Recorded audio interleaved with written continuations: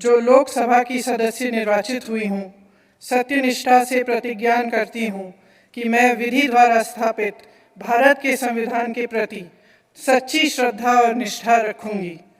ವಯನಾಡು ನೂತನ ಸಂಸದೆ ಪ್ರಿಯಾಂಕಾ ಗಾಂಧಿ ವಾದ್ರಾ ಸಂಸತ್ ಪ್ರವೇಶಿಸಿದ್ದಾರೆ. ಗರಿ ಕೇರಳದ ಸೀರೆಯನ್ನುಟ್ಟು ಸಂಸತ್ ತಲುಪಿದ್ದಾರೆ. ವಯನಾಡು ಲೋಕಸಭಾ ಉಪಚುನಾವಣೆಯಲ್ಲಿ ಭರ್ಜರಿ ಜಯ ಸಾಧಿಸಿದ ಮೇಲೆ ಸಂಸತ್ ಪ್ರವೇಶಿಸಿದ್ದು ಕೇರಳ ಹಾಗೂ ವಯನಾಡ್ನ ಹಲವು ವಿಷಯಗಳಿಗೆ ಆದ್ಯತೆ ಕೊಡುತ್ತಿದ್ದಾರೆ. ಇನ್ನು ಮಲಯಾಳಂ ಸಹ ಕಲಿತಾ ಇದ್ದಾರೆ. ಇದಕ್ಕೆ ಕಾರಣ ಕೂಡ ಇದೆ. ಅವರು ಸಂಸದೆಯಾಗಿ ಆಯ್ಕೆಯಾಗಿರುವುದು ಮಾತ್ರವಲ್ಲ, ಉತ್ತರದಲ್ಲಿ ರಾಹುಲ್ ಗಾಂಧಿ, ದಕ್ಷಿಣದಲ್ಲಿ ಪ್ರಿಯಾಂಕಾ ಗಾಂಧಿ ಎನ್ನುವ ಲೆಕ್ಕಾಚಾರ ಕಾಂಗ್ರೆಸ್ನಲ್ಲಿ ನಡೆದಿದೆ. ಅದಕ್ಕೆ ಅಧಿಕೃತ ಚಾಲನೆ ಸಿಕ್ಕಂತಾಗಿದೆ.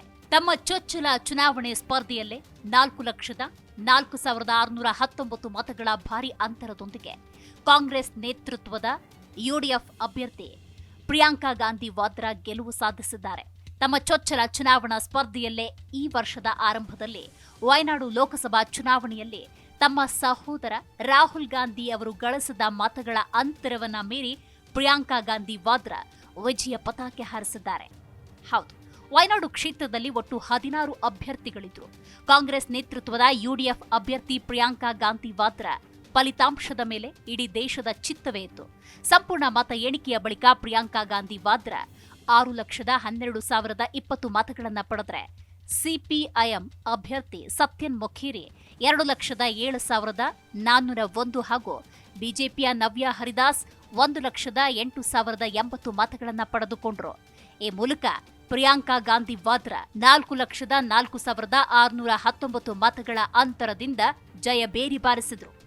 ಪ್ರಿಯಾಂಕಾ ಗಾಂಧಿ ಕೇರಳದ ವಯನಾಡು ಲೋಕಸಭೆ ಉಪಚುನಾವಣೆಯಲ್ಲಿ 4 ಲಕ್ಷಕ್ಕೂ ಹೆಚ್ಚು ಮತಗಳ ಅಂತರದಿಂದ ಗೆಲುವು ದಾಖಲಿಸಿಕೊಂಡಿದ್ದಾರೆ.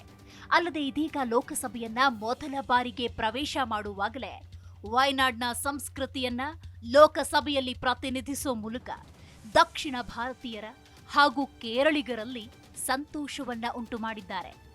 ಮಲಯಾಳಂ ಕಲಿತಾ ಇರುವ ಪ್ರಿಯಾಂಕಾ ಗಾಂಧಿ ವಾದ್ರಾ ವಯನಾಡ್ ಚುನಾವಣಾ ಪ್ರಚಾರ ಸಂದರ್ಭದಲ್ಲೇ ಸಣ್ಣ ಸಣ್ಣ ಮಲಯಾಳಂ ಪದಗಳನ್ನ ಕಲಿತಿದ್ರು ಅನ್ನೋ ಮಾಹಿತಿ ಇದೆ.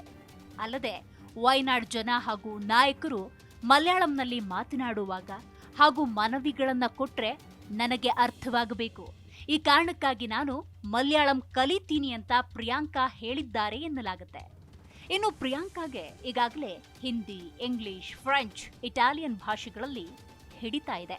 ವಯನಾಡ್ನ ಚುನಾವಣಾ ಪ್ರಚಾರದಲ್ಲಿ ಭಾಗವಹಿಸಿದಾಗ ಇಲ್ಲಿನ ಪಾತ್ರಿಗಳೊಂದಿಗೆ ಫ್ರೆಂಚ್ ಹಾಗೂ ಇಟಾಲಿಯನ್ ಭಾಷೆಯಲ್ಲಿ ಮಾತಾಡ್ತಿದ್ರು. ಇದು ಸಹ ಸಾಕಷ್ಟು ಗಮನ ಸೆಳೆದಿತ್ತು. ಇದೀಗ ವಯನಾಡಿನ ಜನ ನನ್ನೊಂದಿಗೆ ಮಾತನಾಡುವಾಗ ಅವರು ಹೇಳೋದನ್ನ ಅರ್ಥ ಮಾಡಿಕೊಂಡು ಅದಕ್ಕೆ ಸ್ಪಂದಿಸುವಷ್ಟು ಮಲಯಾಳಂ ನನಗೆ ಬರಬೇಕು ಅನ್ನೋ ಕಾರಣಕ್ಕೆ ಮಲಯಾಳಂ ಕಲಿಬೇಕು ಅಂತ ಪ್ರಿಯಾಂಕಾ ಗಾಂಧಿ ಹೇಳಿದ್ದಾರೆ. ಉತ್ತರಕ್ಕೆ ರಾಹುಲ್ ಗಾಂಧಿ, ದಕ್ಷಿಣಕ್ಕೆ ಪ್ರಿಯಾಂಕಾ ಗಾಂಧಿ ವಾದ್ರಾ ಸಂಸತ್ ಪ್ರವೇಶ ಮಾಡುವ ಮೂಲಕ ಒಂದೇ ಕುಟುಂಬದ ಮೂವರು ಇದೀಗ ಸಂಸತ್ನಲ್ಲಿ ಇದ್ದಂತಾಗಿದೆ. ಪ್ರಿಯಾಂಕಾ ಗಾಂಧಿ ಸಹೋದರ ರಾಹುಲ್ ಗಾಂಧಿ, ತಾಯಿ ಸೋನಿಯಾ ಗಾಂಧಿ ಸಂಸತ್ನಲ್ಲಿ ಈಗಾಗಲೇ ಇದ್ದಾರೆ.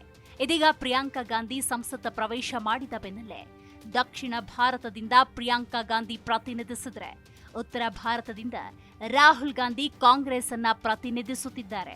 ಇದರಿಂದ ಮುಂದಿನ ದಿನಗಳಲ್ಲಿ ಉತ್ತರ ಭಾರತ ಹಾಗೂ ದಕ್ಷಿಣ ಭಾರತ ಎರಡರಲ್ಲೂ ಕಾಂಗ್ರೆಸ್ ಪಕ್ಷದ ಬಲವರ್ಧನೆಗೆ ಸಹಕಾರಿಯಾಗಲಿದೆ ಎಂದು ಕಾಂಗ್ರೆಸ್ ನಾಯಕರು ಅಭಿಪ್ರಾಯಪಟ್ಟರು. ರಾಹುಲ್ ಗಾಂಧಿಯವರು ಯಾವ ರೀತಿ ಸಂವಿಧಾನದ ಪ್ರತಿಯನ್ನ ಕೈಯಲ್ಲಿಟ್ಟುಕೊಂಡು ಪ್ರಮಾಣ ವಚನ ಸ್ವೀಕರಿಸಿದ್ರೋ ಅದೇ ರೀತಿಯಲ್ಲಿ ಪ್ರಿಯಾಂಕಾ ಗಾಂಧಿ ವಾದ್ರಾ ಕೂಡ ಪ್ರಮಾಣ ವಚನ ಸ್ವೀಕಾರ ಮಾಡಿದ್ದು ವಿಶೇಷವಾಗಿತ್ತು.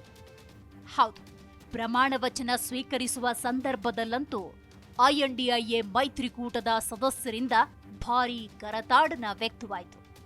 ಸಂವಿಧಾನಕ್ಕೆ ತೊಂದರೆ ಇದೆ ಎಂದು ಕಳೆದ ಲೋಕಸಭಾ ಚುನಾವಣೆಯ ಪ್ರಚಾರದ ವೇಳೆ ರಾಹುಲ್ ಗಾಂಧಿ ಕೈಯಲ್ಲಿ ಸಂವಿಧಾನದ ಪುಸ್ತಕ ಹಿಡಿದುಕೊಂಡು ಭಾಷಣ ಮಾಡುತ್ತಿದ್ರು. ಸಂವಿಧಾನವನ್ನ ಪ್ರಧಾನಿ ನರೇಂದ್ರ ಮೋದಿ ನೇತೃತ್ವದ ಸರ್ಕಾರದ ಕೈಯಿಂದ ರಕ್ಷಿಸಬೇಕಿದೆ ಎಂದು ರಾಹುಲ್ ಗಾಂಧಿ ಹೇಳ್ತಾ ಇದ್ರು, ಹೇಳುತ್ತಿದ್ದಾರೆ ಕೂಡ.